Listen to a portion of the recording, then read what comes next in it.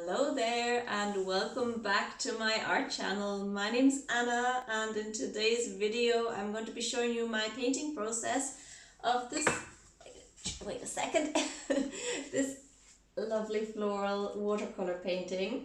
I used my Schminke paints for this. I got these last year Christmas and they are fantastic paints, of course. They are meant to be one of the best and they are very, very good. I haven't used them a ton recently because I don't know, I have so much art supplies now. I have to stop buying them. Yeah, my boyfriend gave them to me for last Christmas and they are really good for that kind of painting. They are not maybe as vibrant as my Mission Gold watercolors, but they're a lot more natural kind of, and yeah, they're good for painting realistically, and they're very soft and good for layering. My Mission Gold watercolors kind of tend to lift a lot when I try to layer, which is not the desired effect when you're trying to layer. Anyway, I hope you enjoy this video. I hope you enjoy the painting process. Maybe paint along with me.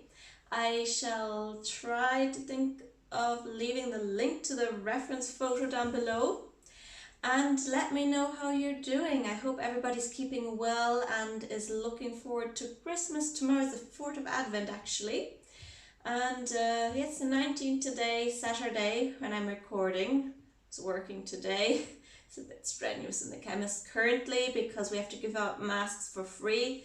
We are getting money, of course, but it's not in correspondence to how many masks we're giving out. And it's all, you know, a bit haphazard. It was very spontaneous that we were told that we had to order a huge amount of masks. We basically heard it from the news, same as everybody else. So yeah, that's what's going on in my life otherwise. Yeah, please give me a thumbs up and possibly subscribe if you enjoy the video. I hope you enjoy my painting process and my little floral painting. Yeah, and I'll see you again soon. Take care. So as always, I'm starting off with a sketch, and in this case it's a flower, a lily I think it is, and I find botanical subject matter relatively easy to draw. For one, I have practiced it a lot in between, and you know, you can't make huge mistakes. Nobody knows exactly what a plant looks like, and it's not going to look terribly off if you make a leaf slightly bigger or smaller. It just doesn't matter that much, and usually it still always looks nice. I'm starting off with a light pink color. It's a warm red I'm using, and I'm just diluting it a lot. I'm adding a bit of yellow hue there and just slowly, carefully building up the color. Unfortunately, my lighting is not so good in this portion of the video. Along with my softbox, I also had an overhead light on, and yeah, you can see. I'm sorry about that. Anyway, I'm starting to add in little details here, the veins of the feathers, of the leaf, and just sketchy marks.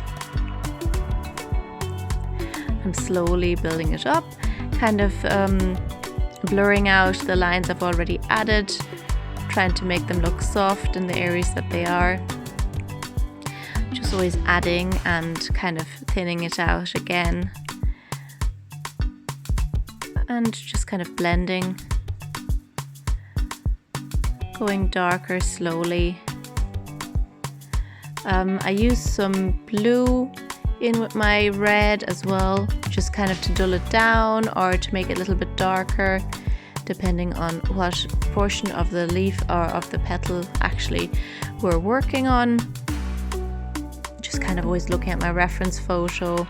These petals also have some little speckles, and it's great in such a painting to have that kind of little detail. It just kind of adds interest. Again, I'm starting off with a base coat of light pink and darkening it up. This petal, I keep saying leaf, this petal is slightly darker. Here you can see the red without any blue added to it. On the bottom petal it's very vibrant. I had to kind of dull it down a bit with some blue. And it's a little bit tricky to get the white portions of this because my background is also white, so I just kind of added a little bit of shadow there, which of course was also in the reference photo to an extent. Adding a little bit of green to the inside portion of the petals, and starting on the next one now. Kind of repeating the process and keep looking at my reference photo to see how dark which portion of the petal is. That turned out a little bit purpley there.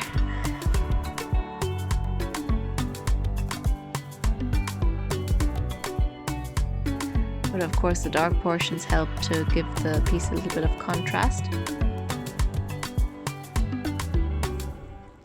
And I'm going back into the petals I've already painted. Now that they're dry, I can add a little bit more detail, which wasn't really possible when they were still wet. I just was a bit impatient there earlier.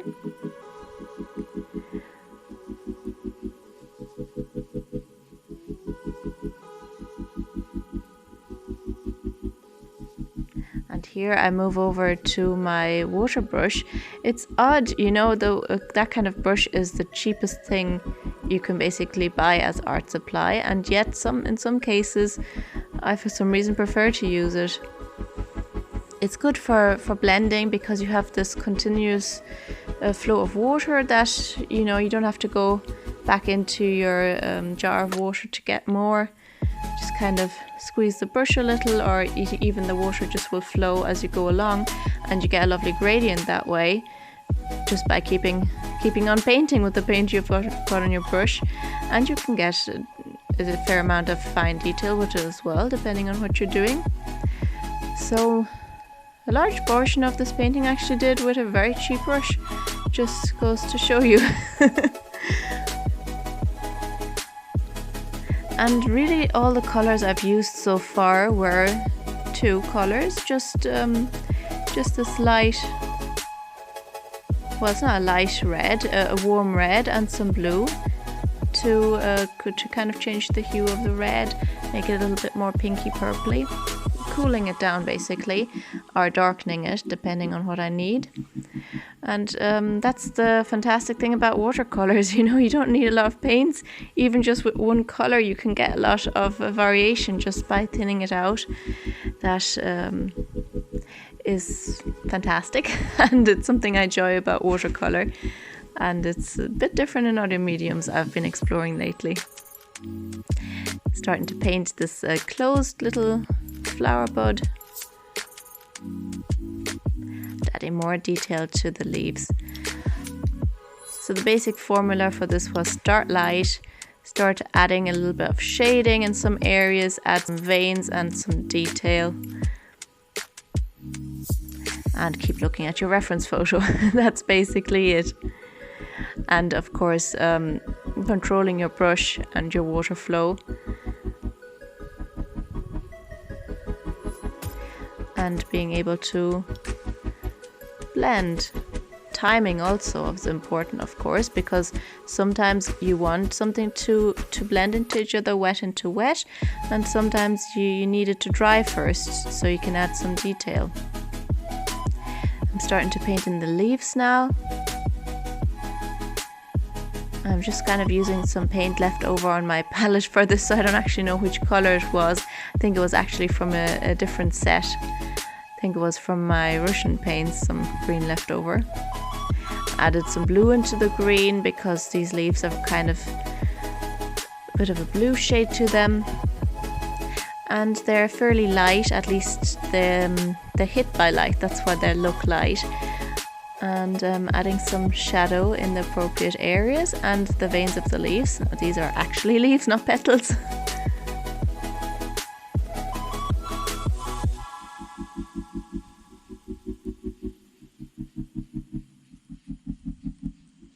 And repeating the process for the last few leaves.